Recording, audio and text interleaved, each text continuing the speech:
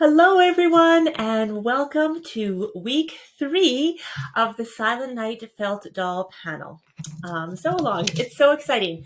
I feel like you're a little bit further away today, but I'm doing that because I want to show you my cutting table here, so you can tell me in the comments if you like this better, opposed to dropping the camera down all the time. You know, we can experiment. I always say, learn as we grow. I have it written on my wall by my desk, and I firmly believe that, we ebb and flow and grow as humans and just sort of find new ways that work. So I'd love to hear what you think of this format. All right, so today is week 3 of the Silent Night Felt Doll panel sew along, and we are working on the bag part today. So today we are doing the bag of the felt panel, and we're going to talk about just sort of like setting things up, embellishing it again, getting the pockets ready, and then the final week we'll put everything together. We're going to finalize and put the bag together.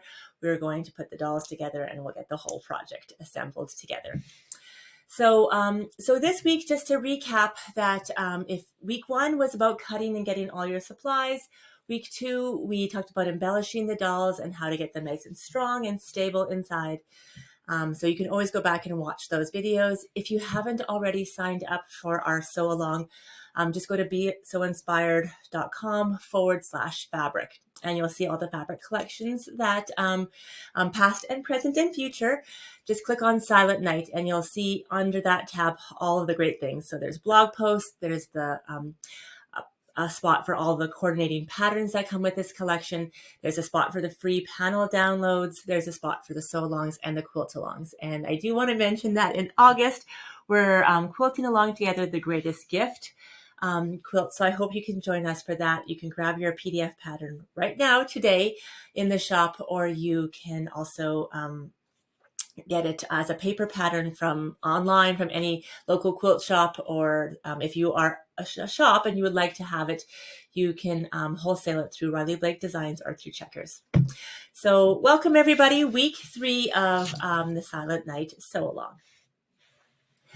So you've been sewing along, you've been embellishing your dolls for the last couple of weeks. You still have another week to do that, so don't feel like you need to rush through that. If you're taking your time and then just enjoying the process, please do share at besoinspired.com, or using the hashtag Silent Night Fabric, or tagging me at besoinspired, and I'd love to just sort of see how creative you're being.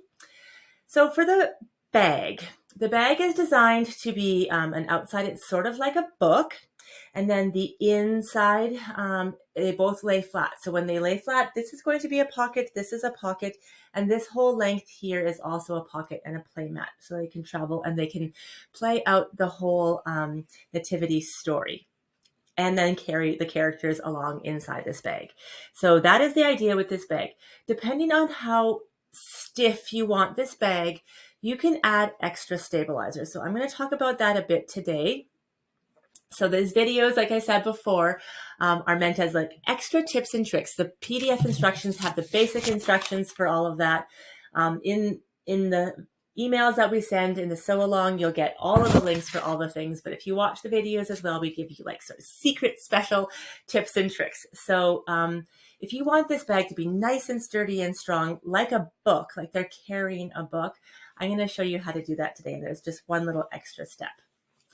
So in week 1 or week 2, you stabilized your whole back with the extra craft firm stabilizer, either by ironing on, or maybe you sprayed it on with spray adhesive.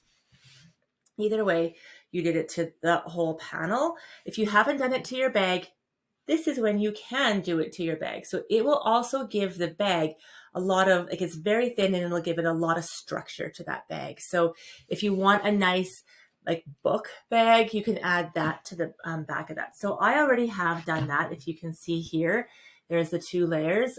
So like I said, you don't have to press very, very hard. You don't have to have every single spot pressed, just as long as it's pretty much there. Then you can take another piece of fleece, or you can take like quilt batting. This is a fusible fleece again, but we're trying to limit the amount of time that we're ironing. So it depends how hot your iron is, because this is an acrylic felt panel, so we don't want to like overheat it because then it could kind of like shrink or get a little bit wavy. So if you don't want to use fusible, or your iron is really hot, or you haven't found the right setting for it, you can just use like a sew-in fleece or a batting. Okay, so but what we're going to do here is, this is fusible, but I'm going to show you both. So I fused it over here already, and I'm going to show you what I'm going to do if it wasn't fusible. So I would just take this, it's called basting adhesive, and I would just spray it good on there, and then I'm going to press this nice and flat because it doesn't have to stick everywhere. We are going to quilt this and sew it and all the things. So we just want it to stay nice, you know, and not crinkly and flat. So I'm going to push it all over. So I've got the entire bag panel. Now mine, this sample that I'm making today is going to be extra firm. So it has 2 layers. It has the craft stabilizer in here, and then it has the fleece as well. So it just looks like that at the back. I'm going to turn it over onto my cutting table so we can cut out the pieces. All right, so I'm going to have it nice and flat here, and I'm going to cut out the pieces. In the instructions, the first thing it says is to cut the handles out. So I'm going to just take my ruler here. You can use it on the 1/4 inch seam. If you want a slightly bigger seam than a 1/4 inch seam, you can cut it out larger. Then you can make it a full 1/2 inch if you want to, but we've given you a 1/4 inch seam. I'm going to keep it as a 1/4 inch seam. And I'm going to just put my ruler right along it, and I'm going to cut. You can use scissors for this if you want, or you don't have a rotary cutter and a ruler, but because, you know, it doesn't work this way for the dolls necessarily because they have lots of shape to them, but for the handles in the bag, it really works great to use your rotary cutter. So why wouldn't we, right? So I'm just going to trim this up here. And again, on the side here, so separate them.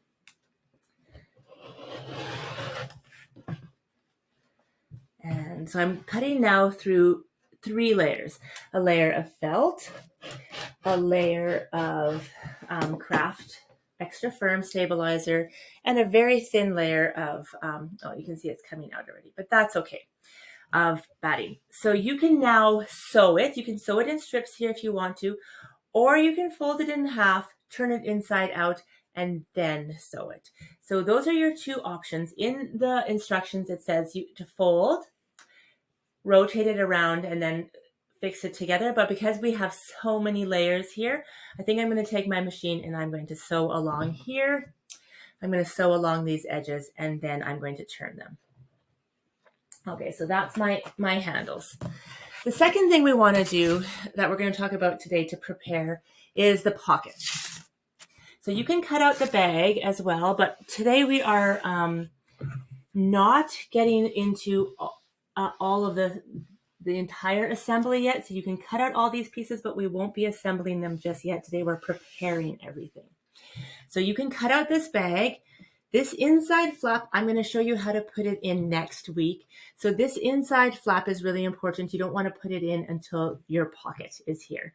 So you can cut all these pieces out, and like you did with the felt dolls, you're welcome to hand embroider some embellishments on here, on both the front and the back cover, on the pockets if you want as well. So you would do that before. I'm just going to cut out some of my pockets, or one of the pockets at least. You're going to do the embellishments before you do any sewing for the backing.